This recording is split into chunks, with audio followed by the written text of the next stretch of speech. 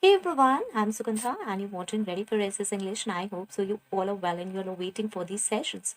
Today we are going to discuss we are discussing Q&A sessions. I am discussing your queries, my answers, and this is in that series only. So I have got one interesting query and that is related to SOP on one of my session that was related to HR recruiter interview question and answers. Okay, I found it really interesting because I have shared the insights about this in my sessions, but yes, I have never made a dedicated video on this. Okay, so I would be sharing a few things regarding this in this session. And yes, please make sure to subscribe this channel if you're watching me for the very first time, and do hit that cute notification bell icon so that you could get my updates later on as well. Okay, so like this question was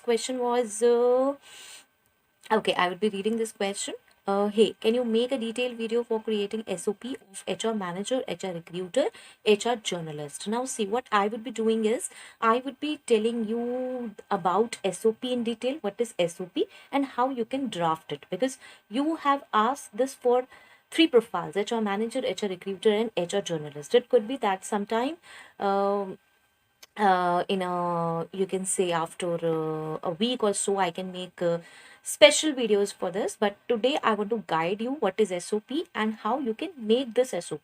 Okay, because the process is same, and yes, you can make changes. Once I'll tell you about this, how this goes, then you can definitely make these SOPs yourself for any profile. Okay, so let's understand first of all what is SOP. And one thing more I would like to mention, that is you can check a lot of sessions from the pinned comment. You can check these your queries and my answer sessions from the pinned comment. Please check these sessions because you are asking repeated queries again and again, and I have made already several videos on these. Okay, now let's understand what is SOP. So SOP is basically standard operating procedure.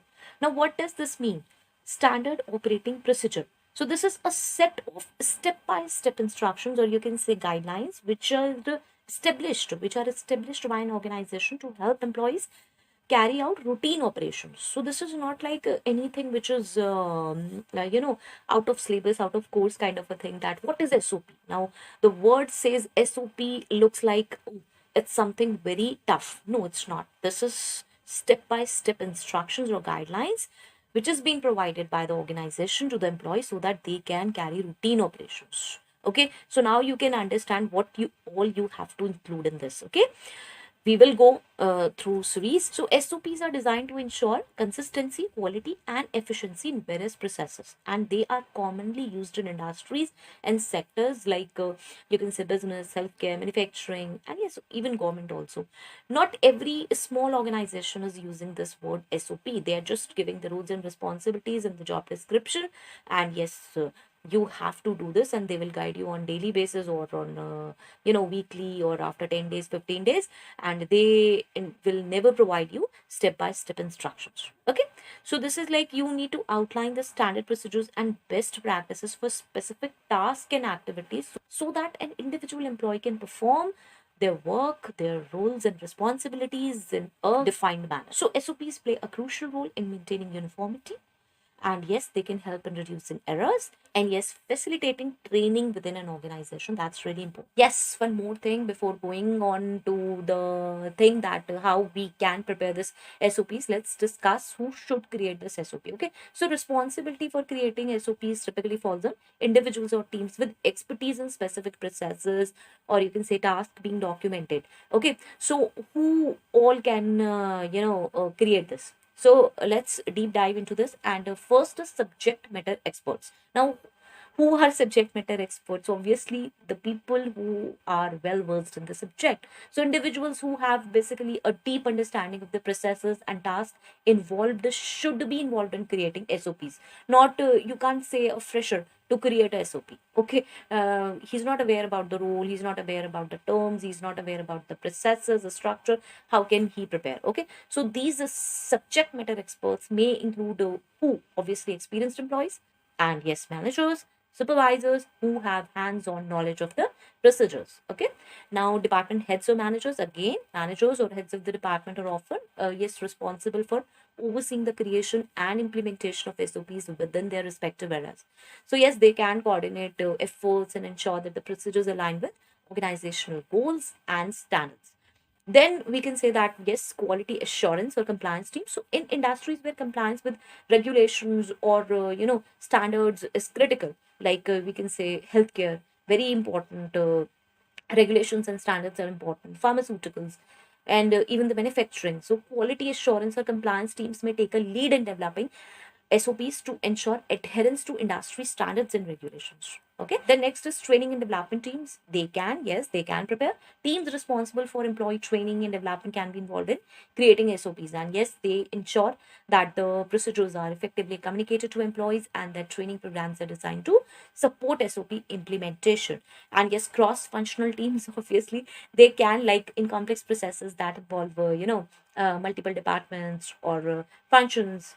Creating SOPs may require collaboration among cross-functional teams. This helps in capturing a holistic view of the process and yes, ensures that all relevant perspectives are considered.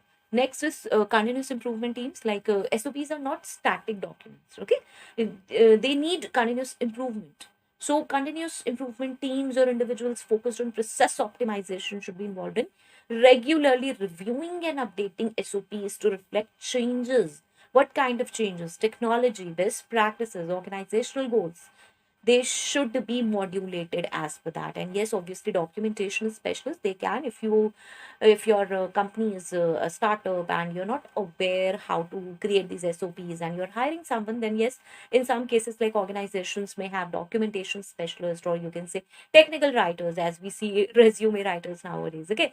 So yes, technical writers who specialize in creating clear, concise, and well structured documents. So they can work closely with the subject matter experts to transform technical information into easily understandable SOPs.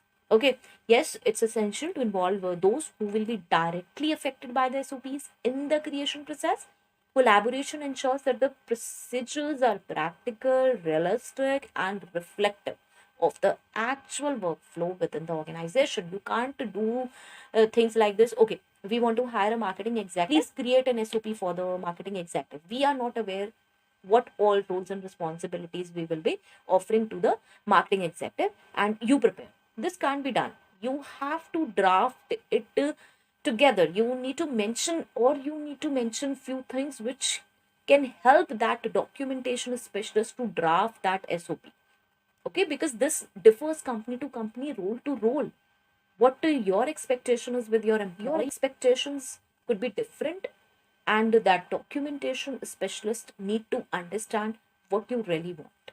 Okay, so you need to sit, or you need to give proper guidelines to that specialist, that what you actually want. Okay, so let's understand what is SOP. So SOP typically includes the following sections. What kind of sections will it include? First is introduction, and in this introduction there will be a brief overview. What brief overview? Start with a brief introduction of the role you are writing the SOP for. Like it could be for manager, recruiter, journalist, or even any profile. Okay, you need to mention the purpose clearly. Clearly state the purpose of the SOP. What is the purpose of SOP? Educational background and professional experience. Now, in education, detail your education background, emphasizing relevant degrees and certifications. Now, experience, provide a summary of your professional experience, highlighting key roles and responsibilities. Now, skills and competencies. What are technical skills are required? Outline proficiency in HR tools, software, and technologies. After that, soft skills, emphasize interpersonal communication, negotiation, and problem solving skills. And yes, industry knowledge. Highlight your understanding of industry trends, labor laws, and HR best practices.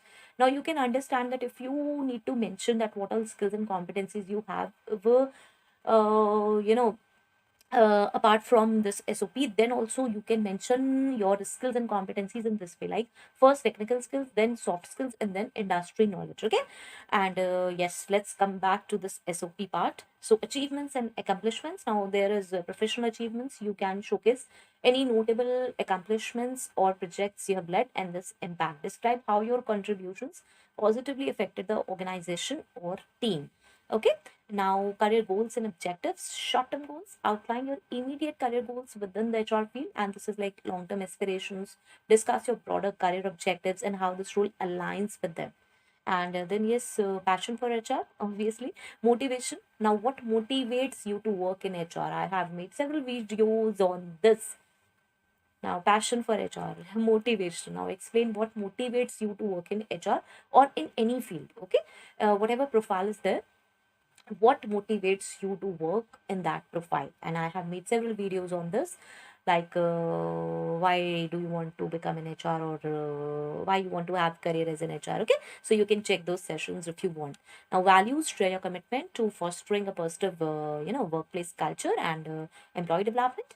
Now, understanding of HR role, or you can know means or any role in which you're working, for which you're making actually these SOPs. Okay, it could be marketing, finance, or whatever. Job specific knowledge, demonstrate your understanding of the responsibilities associated with HR manager, recruiter, or journalist role. Then adaptability, highlight your ability to adapt to changes and evolving HR trends. Important, very important. Then contributions to diversity and inclusion. Now, I have added this because this is crucial part of HR these days. So you must mention this. So diversity and inclusion initiatives, discuss any experiences or initiatives where you contributed to fostering diversity and inclusion in the workplace. Okay.